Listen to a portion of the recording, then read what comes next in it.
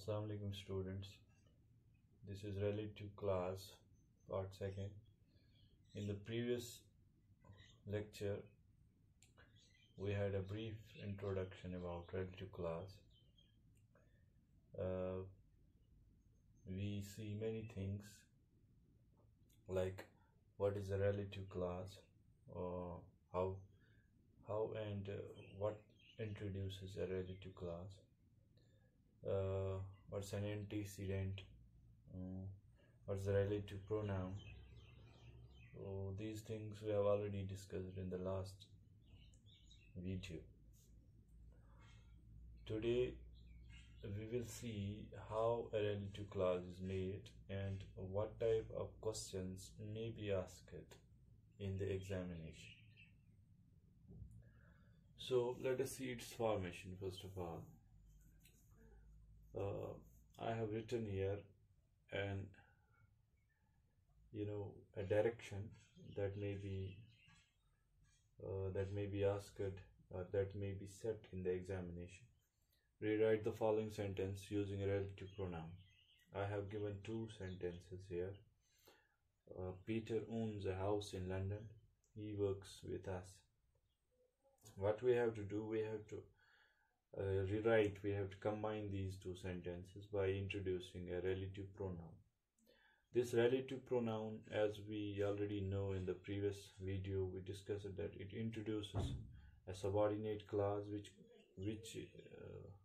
in this terminology is known as relative clause.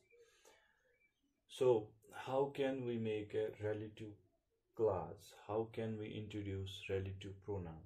Let us see.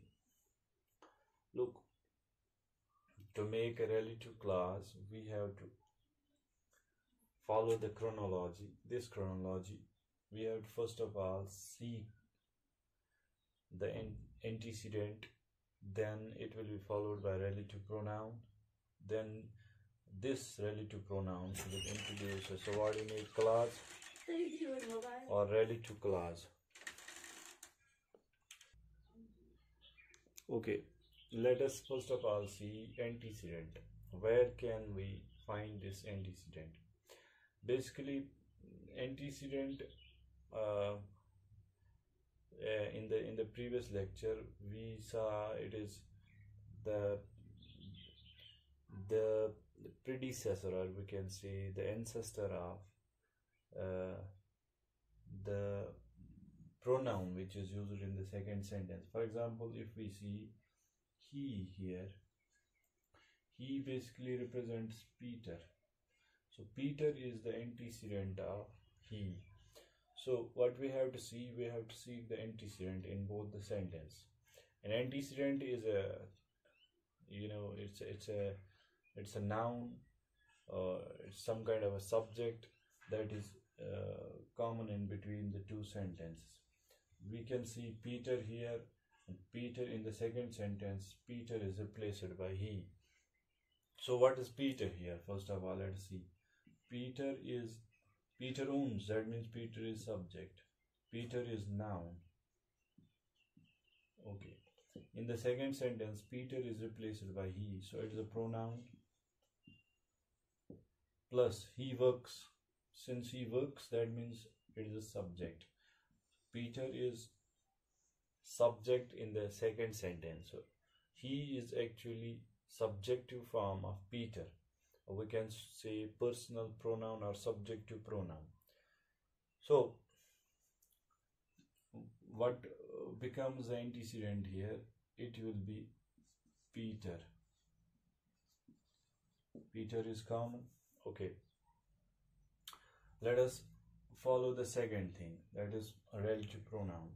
We have 5 relative pronouns: who, which, that, whose, whom.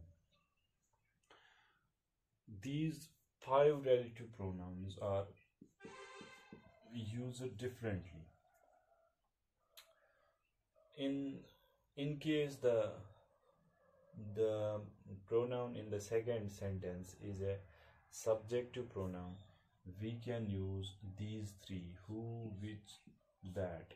In case there is subjective pronoun, In the second sentence, he is subject, so we can use who, which, or that.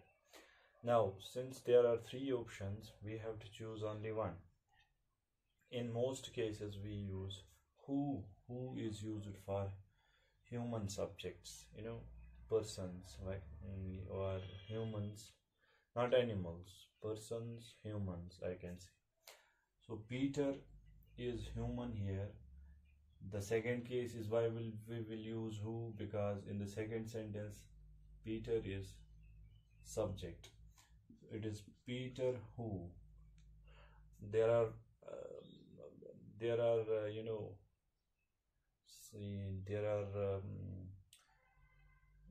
we can say there is a probability that you can use that either.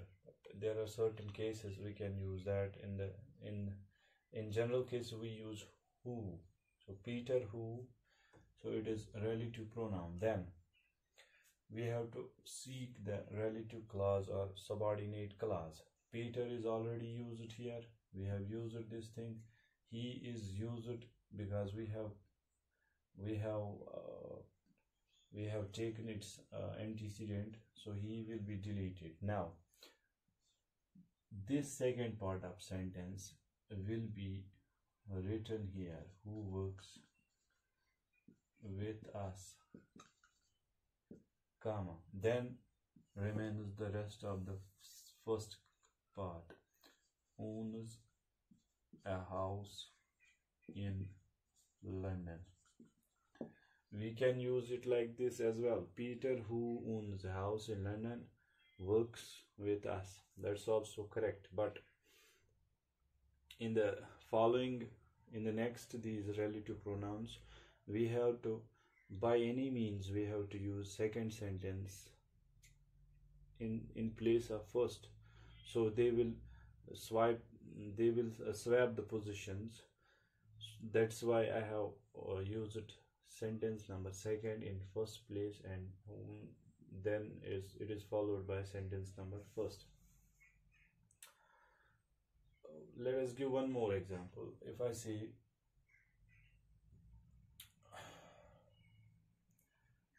my car is very costly. My car is very costly. It costs us 10 lakh rupees. Okay, let us solve this. What can be an antecedent? Since it is used here, it is basically the pronoun of car, my car. So my car is an antecedent here. We will write my car, then it is followed by relative pronoun. Since my car is no longer a human, so we can use which, my car, which, it is already used there, which cost us 10 lakh rupees, is very costly.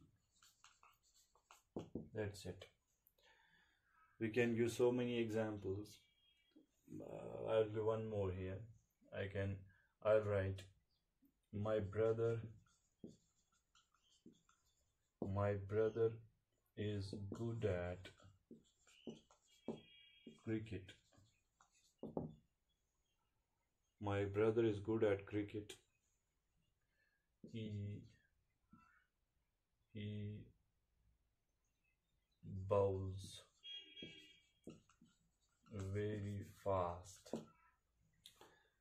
This is antecedent my brother because he is used instead of my brother. So we will write my brother who bowls very fast is good at cricket. Okay.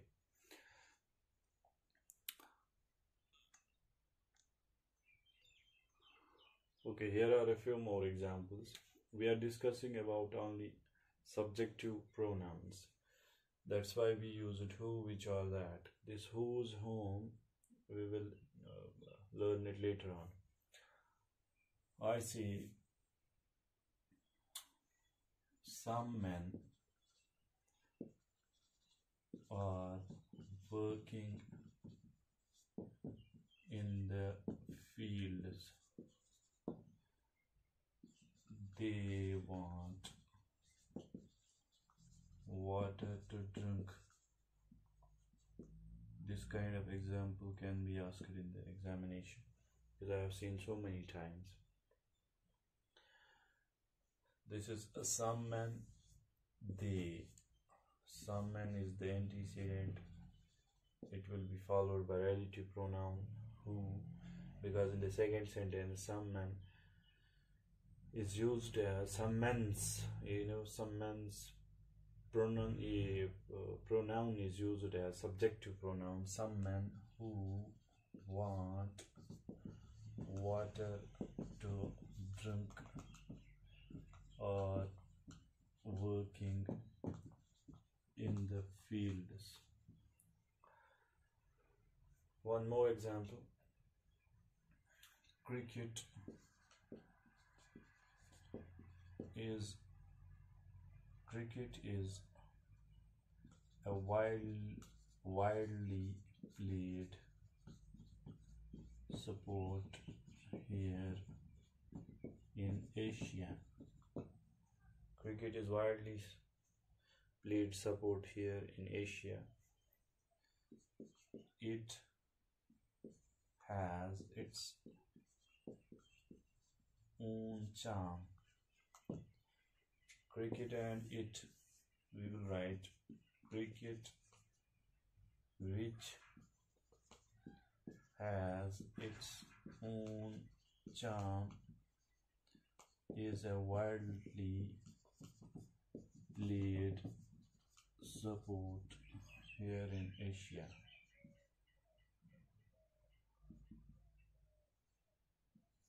Okay. Let us see one more example.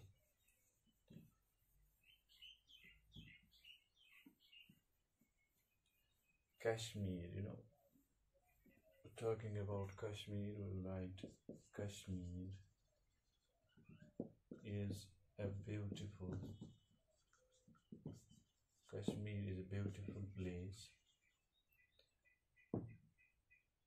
It catches everyone's eye. Kashmir and it, right? Kashmir which catches everyone's eye is a beautiful place.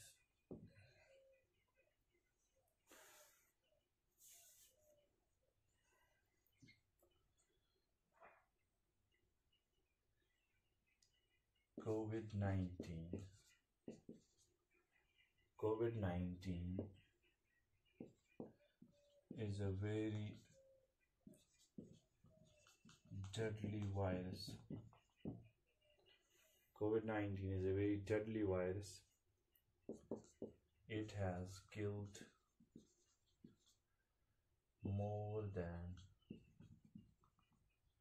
500,000 people. COVID-19